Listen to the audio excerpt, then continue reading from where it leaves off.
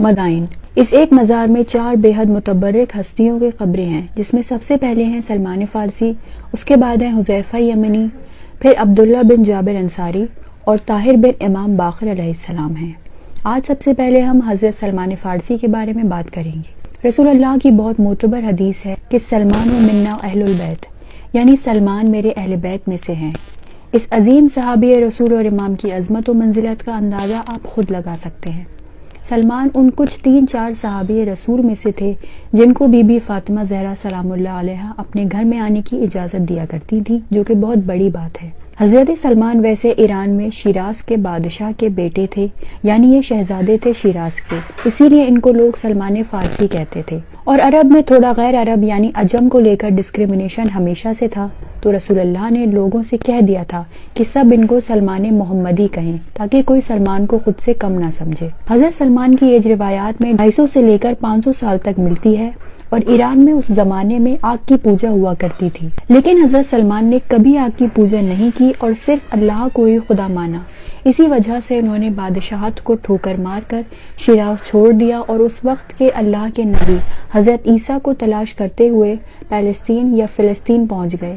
جب یہ فلسطین پہنچے تو ان کو پتہ چلا کہ حضرت عیسیٰ کو اللہ نے آسمانوں پر اٹھا لیا ہے، یعنی وہ بھی واپس چلے گئے ہیں۔ تو پھر انہوں نے وہاں لوگوں سے پوچھا کہ حضرت عیسیٰ نے کیا کہا، تب لوگوں نے سلمان کو بتایا۔ حضرت عیسیٰ نے لوگوں کو بتایا تھا ایک آخری نبی آئے گا اور یثرب یعنی مدینے میں حکومت قائم کرے گا۔ تو پھر یہ فلسطین سے مدینے آئے، یہاں ان کو ایک یہودی نے غلام کی طرح خرید لیا اور یہ کافی وقت تک اس کے پاس غلام بن کر رہے۔ کچھ وقت بعد ان کو پتہ چلا کہ کسی نے مکہ میں نبوت کا اعلان کیا ہے، تو یہ بولے کہ اگر یہ اصل نبی ہے تو ان کو مدینے آنا چاہیے، اسی لیے یہ مکہ نہیں گئے۔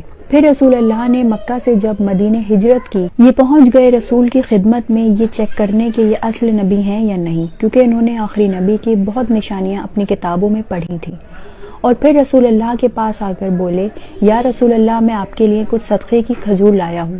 تو رسول اللہ نے سلمان سے کہا کہ صدقہ انبیاء اور اہل بیت پر حرام ہے، تو تم یہ کھجور میرے صحابہ کو دے دو۔ تو وہ صدقے کی کھجوریں صحابہ نے کھا لی۔ پھر انہوں نے دوسری کھجور دی اور بولے یہ نذر کی کھجور ہے، آپ کھا لیں۔ تو پھر رسول اللہ نے وہ کھجوریں کھائیں اور مولا علی کو بھی دیں۔ اس کے بعد انہوں نے اور علامتیں چیک کی ایک کے بعد ایک۔ تو رسول اللہ نے کہا، سلمان اور کتنی علامتیں دکھاؤں کہ تم مجھ پر ایمان لے آؤ؟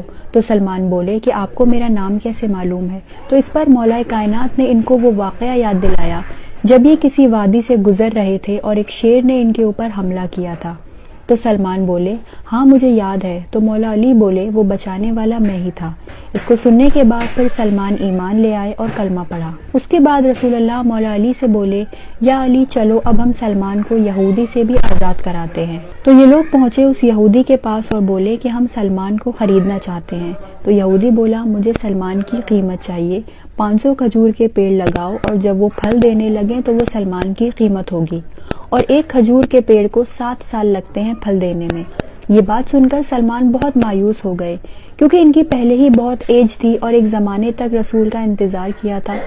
تو رسول اللہ مولا علی سے بولے، یا علی آپ کھجور کی گٹھلیاں لائیں۔ تو مولا علی گٹھلیاں لائے اور رسول اللہ نے اپنے ہاتھوں سے ایک ایک گٹھلی زمین میں بونا شروع کی، اور مولا علی اس پر پانی ڈالتے تھے، اور جیسے ہی پانی ڈالتے تھے وہ پورا پھلدار پیڑ بن جاتا تھا۔ اس چیز کو دیکھ کر وہ یہودی بھی خود مسلمان ہو گیا، اور اس طرح پھر اس یہودی سے حضرت سلمان کو آزاد کرایا گیا، اور اس کے بعد اس یہودی نے یہ باغ بھی سلمان کو تحفے میں دے دیا، اور یہ باغ آج بھی مدینے میں باغ سلمان فارسی کے نام سے موجود ہے۔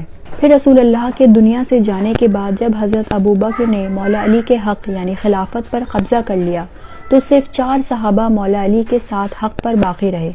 ان میں ایک سلمان تھے، ایک ابوذر، ایک مقداد اور ایک عمار، اور ان کے لیے رسول اللہ نے فرمایا تھا کہ ایمان کے 10 درجے ہیں اور سلمان 10ویں درجے پر فائز ہیں۔ ابوذر کے پاس ایمان کے 9 درجے ہیں، مقداد کے پاس 8 درجے ہیں، اور عمار کے پاس ایمان کے 7 درجے ہیں یا 7ویں درجے پر فائز ہیں۔ یہ ایمان کے درجوں میں فرق کیوں آیا؟ جب اس پر سوال کیا تو مولا علی نے بتایا کہ جب ابوبکر کی مولا علی نے بیعت نہیں کی تھی تو مولا علی کے گلے میں رسی ڈال کر جب لے کر جا رہے تھے تو حضرت ابوذر نے یہ دیکھ کر تلوار نکال لی تھی، لیکن سلمان نے صرف تلوار پر ہاتھ رکھا تھا، نکالی نہیں تھی۔ صرف اس بنا پر یہ فرق آیا ہے۔ تو جب سلمان سے پوچھا کہ تم نے تلوار کیوں نہیں نکالی تو وہ بولے کہ میں خدا کے شیر کے چہرے کی طرف دیکھ رہا تھا کہ جب وہ خود خاموش ہیں تو میں کون ہوتا ہوں تلوار نکالنے والا، اور میں بس امیر المؤمنین کے اشارے کا انتظار کر رہا تھا۔ حضرت سلمان فارسی کو دوسرے خلیفہ عمر نے مدائن کا گورنر بنا کر یہاں بھیجا تھا، اور وہ مولا علی کے کہنے پر اہل بیت کی تبلیغ کرنے کے لیے کے گورنر بنے تھے۔ پھر جب یہاں ان کا آخری وقت آیا تو لوگوں نے ان سے پوچھا کہ آپ کو غسل و کفن کون دے، تو انہوں نے سب لوگوں سے منع کر دیا اور کہا کہ رسول اللہ نے مجھ سے وعدہ کیا تھا کہ جو مجھے غسل و کفن دے گا وہی تمہیں بھی غسل و کفن دے گا۔ تو لوگ بولے کہ آپ عراق میں مدائن میں ہو اور مولا علی مدینے میں ہیں، وہ آپ کو کیسے غسل و کفن دینے اتنا دور آئیں گے، آپ کا لاشا سڑ جائے گا۔ تو سلمان بولے کہ چاہے کچھ ہو جائے مجھے پرواہ نہیں ہے، اللہ کے نبی کا وعدہ ہے میرے جنازے کو ایسے ہی رکھا رہنے دینا اور جب تک علی نہ آ جائیں دفن نہ کرنا۔